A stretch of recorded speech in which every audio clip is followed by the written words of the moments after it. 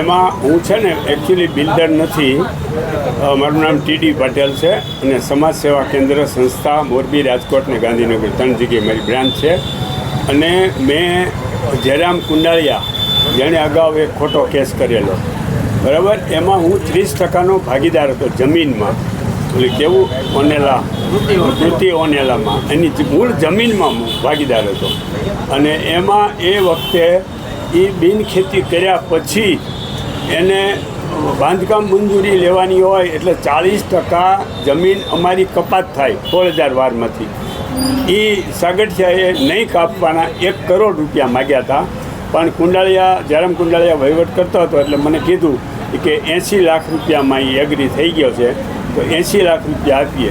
મેં કીધું ભાઈ 80 લાખ રૂપિયા હું ભાગ નહીં આપું, કારણ કે તમારે બિલ્ડિંગમાં 80 લાખ રૂપિયા આપવાના છે, જમીનમાં કાંઈ નથી દેવાના. જમીન તો જે આપણે ખરીદ કરી છે એ બરાબર છે.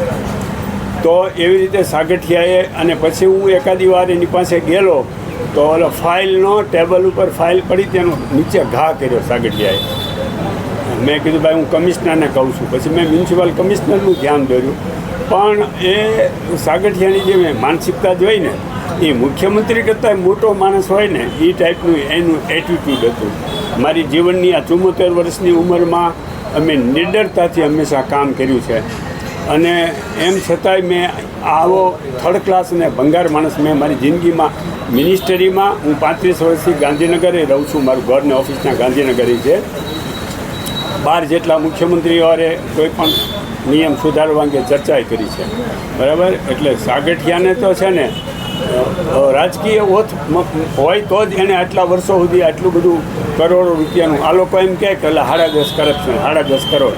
અરે ભાઈ, એની પાસે 500,000 કરોડ રૂપિયાથી ઓછા ન હોય એટલું બધું એને કરપ્શન કરેલું છે. હવે તમે કેટલા રૂપિયા આપ્યા હતા? અમે તો મેં પોતે નથી આપ્યા, પણ જયરામ કુંડાળિયાએ એને એવું કીધું મને કે આપણે ભાગમાં તમારે દેવાના જ ભાગ 80 લાખ રૂપિયા આપણે એને પેમેન્ટ કર્યું, કારણ કે વહીવટ એ કરતો હતો જયરામ કુંડાળિયા. હા, એ જે જીઈબીમાં પહેલાં સુપ્રિન્ટેન્ડિંગ એન્જિનિયર હતા, અને ઓલું દવા પીવાનું જે એને નાટક કરેલું એ જ માણસ. કુંડારિયા જે વાત આવે, એ કુંડારિયા કોણ, આખું નામ? હા, એ જયરામ J.H. કુંડાળિયા, અને એ જીઈબીમાં સુપ્રિન્ટેન્ડિંગ એન્જિનિયર હતા. અને એણે રાજીનામું દઈ અને એણે આ બિલ્ડિંગ કન્સ્ટ્રક્શનનો એવો ધંધો ચાલુ કર્યો હતો. મારું કોઈ બિલ્ડિંગને લગતો ધંધો નથી. મારી પાસે જે મિલકત છે ને એ મિલકત હું વેચી અને સમાજ સેવા કેન્દ્રની 8-10 સંસ્થાઓ હું ચલાવું છું મારા ખર્ચે જ તે. અને આ રૂપાલા વખતે પણ મને જે લાગ્યું કહેવાનું, હું મને જે 1995થી ઓળખતો હતો અને એ સારો માણસ હોવાના કારણે મેં 5 વિડીયો પણ બનાવીને મૂક્યા હતા એના માટે. જયરામ કુંડારિયા મૂળ ક્યાંના છે? એ મૂળ મોરબી પાસેના છે, એટલે મારી યારે પરિચિત હતા અને જીઈબીમાં હતા એના હિસાબે પરિચિત હતા.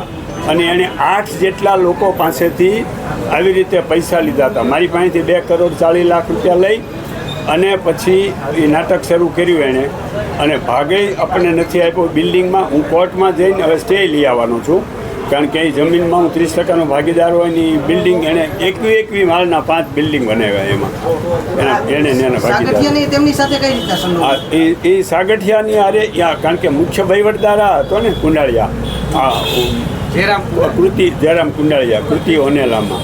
એટલા માટે એની આરે એ કે હું જઈને ડીલિંગ કરી આવું. મેં ના પાડી, મેં કીધું ભાઈ આટલા બધા રૂપિયા ન દેવાય, પણ એ કે ના એટલે દેવા જ પડશે, બધા લોકો આપે જ છે બિલ્ડરો એને.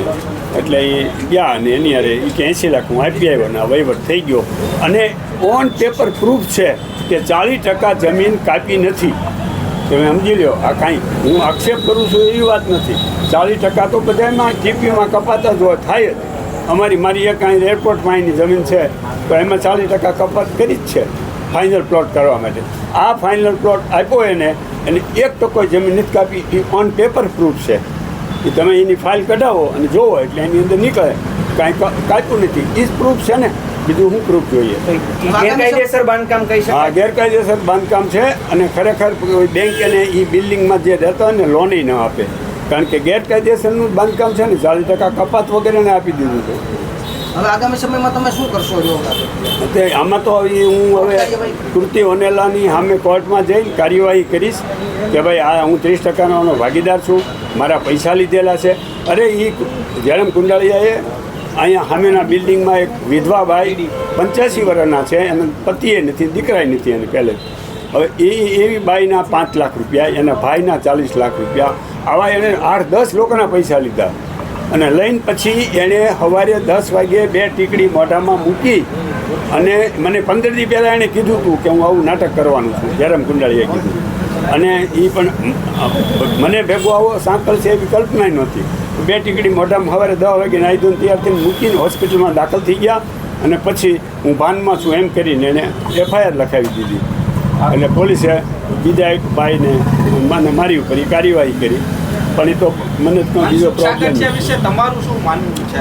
મનસુખ સાગઠિયા છે ને, એટલે મેં સરકારને લખ્યું છે, CMને લખ્યું છે કે તમે આ જે બધા જેટલા બધાની બદલી કરો છો, કમિશનર, ડેપ્યુટી કમિશનર, આની, તો આ જે TPO હોય એને શું કામ આખી જિંદગીભર રાખો છો? કાંઈ કારણ ખરું? કાંઈ ભાઈ તમે એને રાખી મૂકો છો, એની ટ્રાન્સફર કરો. એટલે એ બધા બિલ્ડરોની માનસિકતા કેવી થઈ ગઈ, જમીનોનો ભાવ વધી ગયા એટલે કરોડો રૂપિયાની આવક થવા માંડી, તો એમાંથી અને 5-50 લાખ દેવા પડે તો એ આપી દે બિલ્ડરો. એના કારણે આ માણસ બેફામ બની ગયો. કોઈ પણ વ્યક્તિ પાસે 80 રૂપિયા આવે ને અને જો એનામાં યોગ્યતા ના હોય ને તો એ બેફામ બને. આ કૃતિઓને આવ્યું છે ક્યાંક કેટલા વારમાં આખું 16,000 વાર 16,000 વાર જમીન છે કૃતિઓનેલા, રિંગ રોડ ઉપર જ આવેલું છે. એમાં અત્યારે 5 બિલ્ડિંગ 21 માળના ઊભા છે. એમાંથી અમુક વેચ્યા છે અને હજી અમુક વેચવાના બાકી છે. એટલે ગેરકાયદેસરનું જ બધું બાંધકામ ને બધું. તમે એમાં ભાગીદાર હતા કે? હા, હું 30% ભાગીદાર. અત્યારે છો કે ના? એટલે એ 30% ભાગીદાર તો ઓન પેપર હું છું જ. એમાં 10 ભાગીદાર હતા ને, એમાં 3 ભાગીદારનો મેં એનો ભાગ ખરીદી લીધો હતો. 3 ભાગીદારનો જમીનનો, બિલ્ડિંગમાં